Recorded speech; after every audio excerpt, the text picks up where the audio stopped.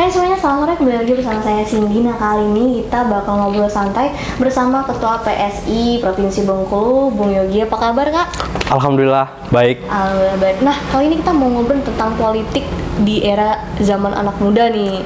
Nah ini kita kan tahu ya kalau misalkan Bung Yogi ini adalah pembisnis seperti itu. Ya. Ada alasan tertentu kenapa sih kita milih terjun ke dunia politik? Baik, terima kasih. Sebelumnya salam kenal teman-teman Bengkulu News. Saya Yogi Pramadani, biasa dipanggil Bung Yogi. Sekarang menjabat sebagai Ketua DPW PSI Provinsi Bengkulu.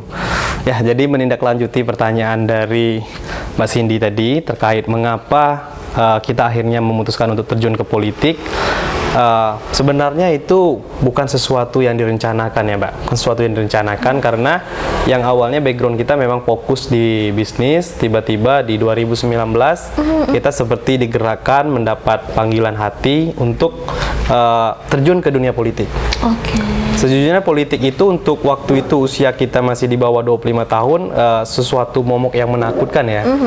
Tapi ketika panggilan itu datang dan coba kita ikuti, ternyata nggak seburuk itu juga, sehingga itu memicu kita untuk membuka ruang untuk memberi inspirasi ke anak muda lain bahwa politik itu tidak seburuk yang mereka pikirkan. Mungkin itu sih, lebih kepengen membuktikan bahwa orang biasa, keluarga biasa, dengan umur yang mungkin belum terlalu tua juga, tapi kita juga bisa untuk ikut berpartisipasi di dalam dunia politik, seperti itu mungkin. Oke, jadi siapapun bisa masuk terjun ke dunia politik ya, maupun benar. itu usia tua, muda, itu bisa terjun ke dunia politik. Nah, apa sih yang ingin Bung Yogi bawa nantinya setelah nanti duduk di kursi DPRD RI? DPR RI. Baik, terima kasih Mas Indi. Jadi, apa sih tujuan atau yang pengen saya bawa apabila nanti saya terpilih sebagai DPR RI, Dapil Bengkulu ya? Yang pertama, saya pengen membawa aspirasi masyarakat Bengkulu. Seperti yang kita ketahui bersama, bahwa selama ini Bengkulu ini tidak diketahui atau kurang terkenal lah mungkin ya. Satu, Bengkulu kurang terkenal. Dua, mungkin kita menjadi sangat tertinggal dibanding provinsi-provinsi lainnya. Nah, jadi ini menjadi tujuan utama saya. Pertama, bagaimana Bengkulu ini dikenal. Apalagi mengingat dari sejarah, Bengkulu merupakan tempat Ibu Presiden pertama kita, Ibu Fatmawati, selaku juga penjahit sang bendera merah putih. Nah, saya pengen mungkin bersuara lebih keras lah ketika di DPR RI nanti untuk bagaimana upaya mengenalkan Bengkulu. Itu poin pertama. Poin kedua, kita ingin membawa aspirasi masyarakat Bengkulu. Apa aspirasi masyarakat Bengkulu? Kita ini sudah terlalu lama tertinggal. Bengkulu tertinggal. Bengkulu butuh perubahan. Dan untuk mendapatkan itu, kita butuh perwakilan yang mungkin harus kerja siang malam ya di pusat itu, saya pikir ya. Dan saya siap, saya akan membawa aspirasi itu untuk melobi di kementerian, melobi di komunikasi dengan pihak lembaga-lembaga terkait di pusat, sehingga apa yang diinginkan masyarakat Bengkulu seperti infrastruktur, seperti lapangan pekerjaan, itu bisa saya bawa ke Bengkulu. Mungkin itu yang dua poin penting itulah yang pengen saya bawa ketika saya terpilih nanti, seperti itu.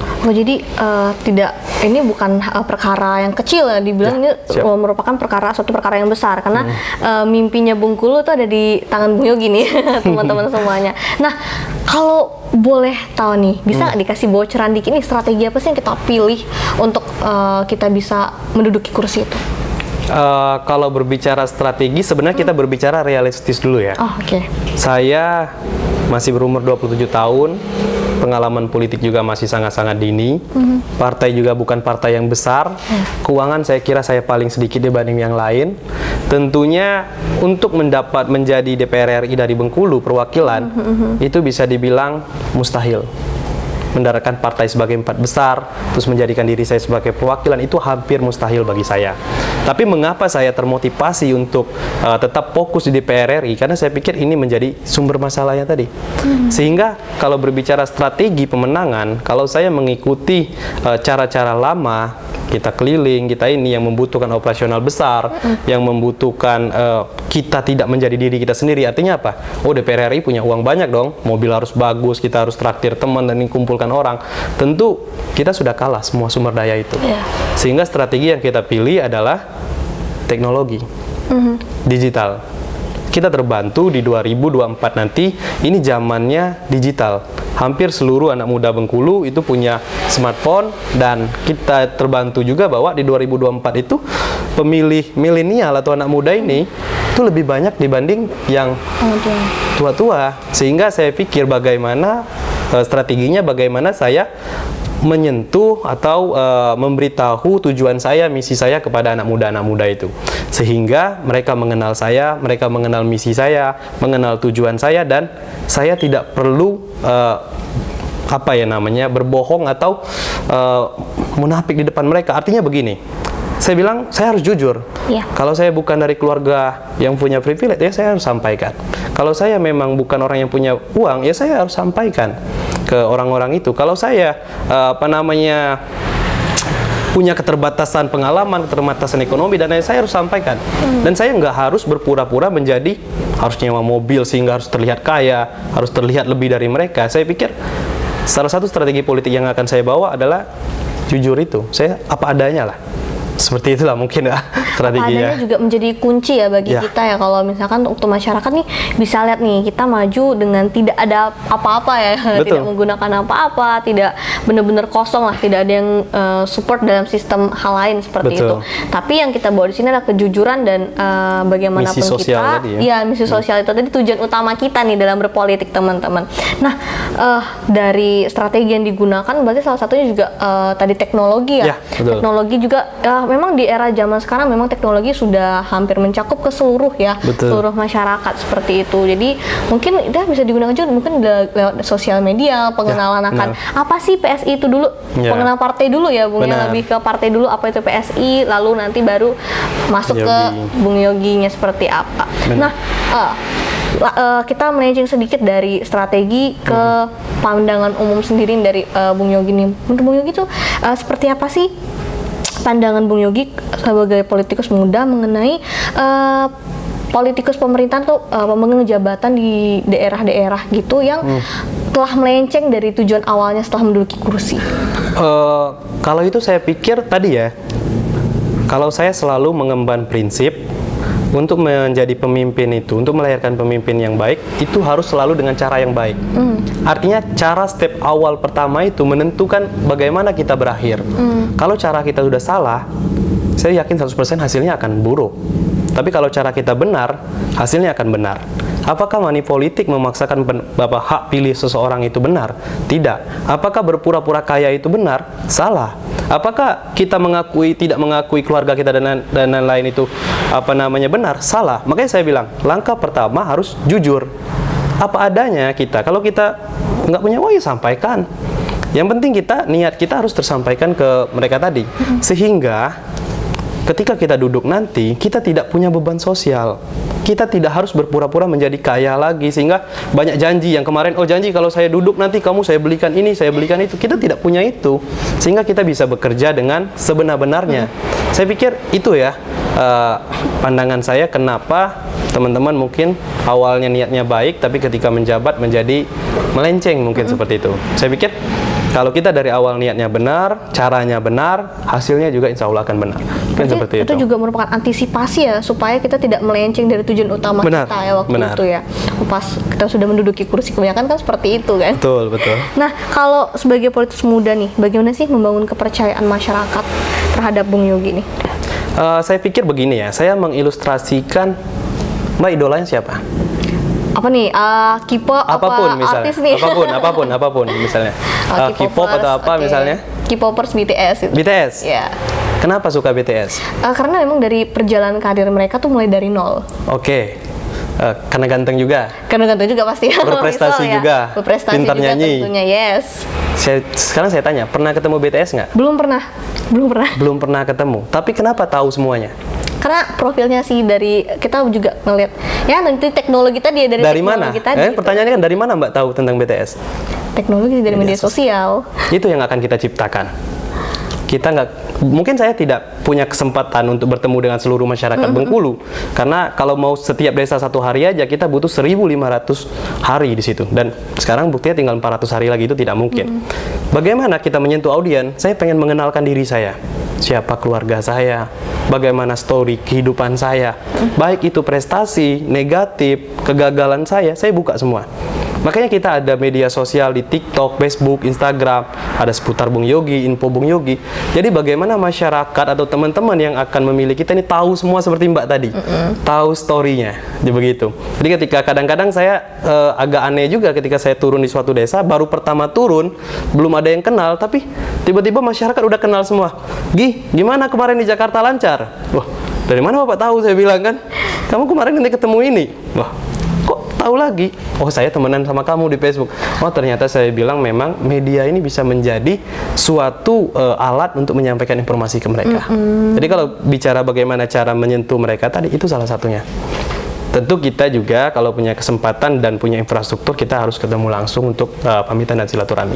Tapi saya pengen seluruh masyarakat Bengkulu itu bisa mengenal saya baik secara individu, baiknya, buruknya, sehingga ke depan cita-cita saya adalah ketika kita duduk, kita bisa menjadi suatu kebanggaan dari masyarakat Bengkulu. Bengkulu punya Bung Yogi, dan di tahun politik berikutnya akan muncul Bung Yogi baru. Karena mereka tahu betul, oh Bung Yogi itu nggak punya duit, Yogi itu biasa aja. Ini dia bisa, saya harus bisa juga dong. Jadi sosok inspiratif itulah yang harus kita ciptakan di Bengkulu ini. Oke. Gitu. Nah, berarti Bung Yogi ini sendiri kan juga merupakan politikus muda ya. Nah, bagaimana caranya agar anak-anak muda ini bisa juga terjun ke dunia politik? Saya pikir langkah pertama harus gabung suatu partai dulu ya. Karena kalau kita berbicara politik, ya secara legal politik itu ya partai politik. Kalau kita bicara politik tapi kita di luar partai, ya kita belum masuk politik itu banget kalau saya bilang ya. Nah, masalah utamanya cari partai yang bisa memberikan wadah kepada anak muda ini untuk mereka mengapresiasikan, mengekspresikan kemampuan mereka. Saya pikir nggak semua partai bisa melakukan itu. Karena terkadang yang saya miris adalah anak muda hanya dijadikan alat. Mungkin dia mengaku, oh kami partai anak muda, tapi yang jadi senior-seniornya yang tua-tua. Anak muda hanya menjadi alat untuk memenangkan mereka. Yang saya pengen tantang adalah anak muda harus menjadi individu itu. Ya memang mungkin pertarungan pertama kita kalah, pertarungan kedua kita kalah, tapi ingat, kita masih panjang loh. Kayak saya masih 27 tahun, saya masih punya kesempatan 6 kali ikut pemilu lagi. Saya yakin kalau saya nggak menyerah, mungkin akan ada waktunya untuk saya di posisi-posisi itu kan. Seperti itu, saya kira anak muda kalau mau berpolitik, masuk dulu.